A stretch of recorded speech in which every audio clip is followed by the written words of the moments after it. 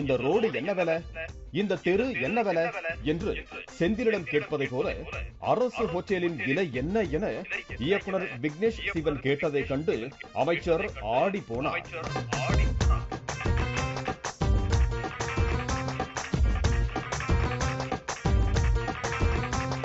புதுச்சேரியில் இசை நிகழ்ச்சி நடத்த இயக்குனரும் நடிகை நயன்தாராவின் கணவருமான விக்னேஷ் சிவன் திட்டமிட்டதாக கூறப்படுகிறது. இதற்காக கடந்த 10ஆம் தேதியன்று காலை புதுச்சேரி முதலமைச்சரை சந்திக்க Vignesh Shivan shooting site manager குமரனுடன் புதுச்சேரி முதலமைச்சரை சந்திக்க சட்டமன்றத்திற்கு சென்றுள்ளார். முதலமைச்சர் இல்லாததால் சுற்றுலாத்துறை அமைச்சர் லட்சுமி நாராயணனை இருவரும் சந்தித்து பேசிய போது, கடற்கரையோரம் உள்ள சீகல்ஸ் ஹோட்டல் பார்க்க நன்றாக இருக்கிறது, அதனை விலைக்கு கொடுக்கலாமே என விக்னேஷ் சிவன் கேட்டுள்ளார். இதனை கேட்ட அமைச்சர் ஒரு நிமிடம் திகைத்து போனார். பின்னர் இது அரசாங்க கட்டிடம், அதில்